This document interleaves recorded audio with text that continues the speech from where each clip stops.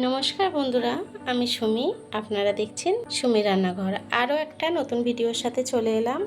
আজকে কিন্তু একদমই নিরামিষ এই বিরিয়ানি, পনির বিরিয়ানি।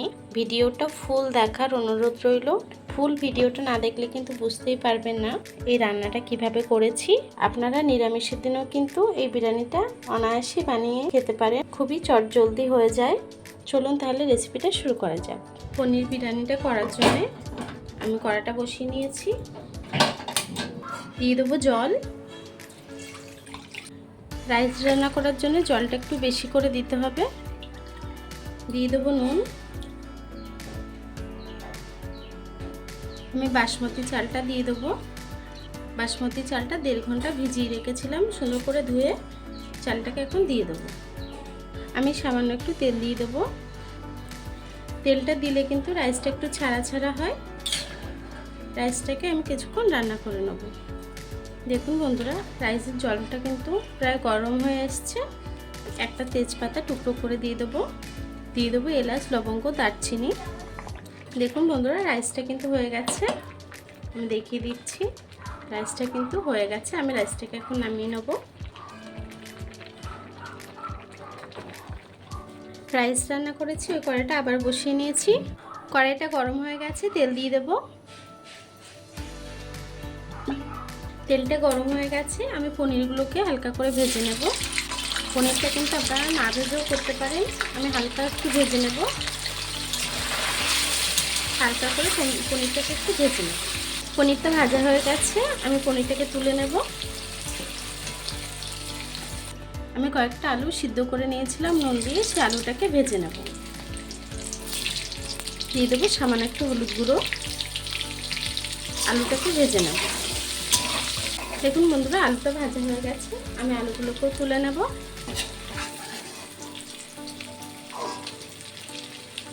আলুটা তুলে নিয়েছি। আলু ভাজা তেলের মধ্যে দিয়ে দেবো 1 চামচ ঘি।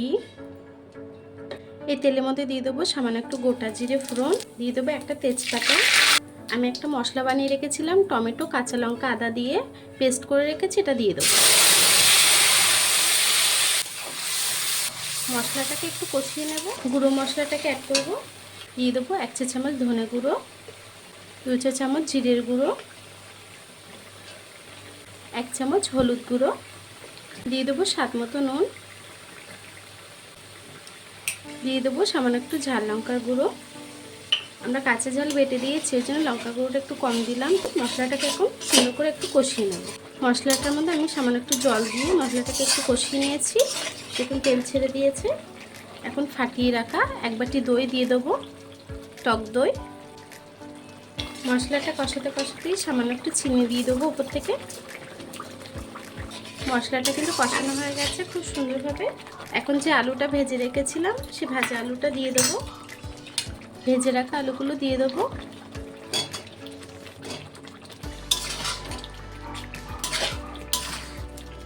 ওপর থেকে দিয়ে দেবো ভেজে রাখা পনির। পনিরটা কিন্তু আমি খুব বেশি ভাজিনি, হালকা করেই ভেজেছিলাম। পনির আর আলু দিয়ে মশলাটাকে একটু কষিয়ে নেব। দেখুন বন্ধুরা, পনির আর আলু দিয়ে কিন্তু মশলাটা কষানো হয়ে গেছে। আমি ওপর থেকে বেশি নাড়াচাড়া করব না, পনিরটা ভেঙে যাবে। আমি ওপর থেকে দিয়ে দেবো একটু জল।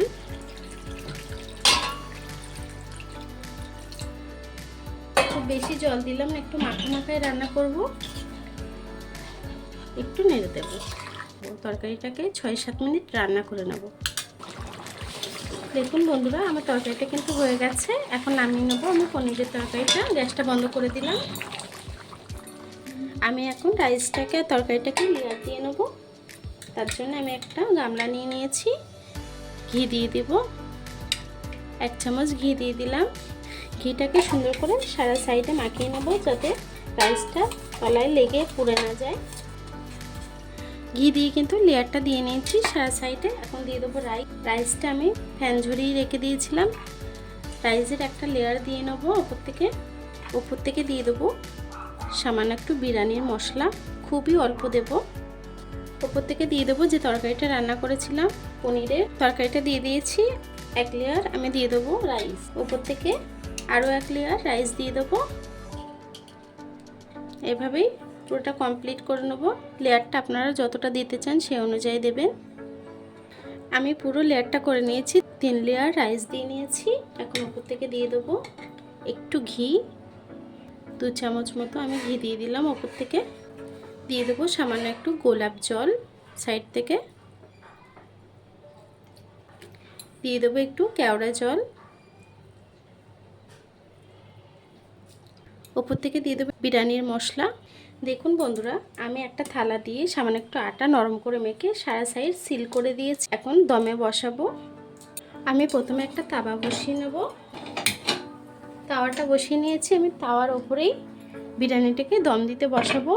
আমি 10 থেকে 15 মিনিট বিরিয়ানিটাকে দম দিয়ে নেব। গ্যাসটাকে কিন্তু লো ফ্লেমে রাখতে হবে। দেখুন বন্ধুরা, আমি বিরিয়ানিটা কিন্তু 10 থেকে 15 মিনিট দম দিয়ে নামিয়ে নিয়েছি। কারেন্টটা চলে গেছিলো বলে দেখাতে পারিনি, এখন দেখাচ্ছি।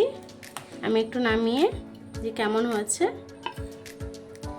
দেখুন বন্ধুরা, আমার বিরিয়ানিটা কিন্তু হয়ে গেছে। কত সুন্দর হয়েছে দেখুন। যে কোনো নিরামিষের দিনে কিন্তু আপনারা এটা বানিয়ে খেতে পারেন। কোনো পেঁয়াজ রসুন ছাড়াই কিন্তু রান্না করেছি। দেখুন কত সুন্দর হয়েছে, কালারটাও কিন্তু খুব সুন্দর এসেছে। আপনারা এইভাবেই রেসিপিটা ট্রাই করবেন। কেমন হয়েছে কমেন্ট বক্সে জানাবেন। আর ভিডিওটা ভালো লেগে থাকলে চ্যানেলটাকে সাবস্ক্রাইব করে ভিডিওটা লাইক দিয়ে দেবেন। এতক্ষণ ধরে আমার ভিডিওটা দেখার জন্য আপনাদেরকে অসংখ্য ধন্যবাদ।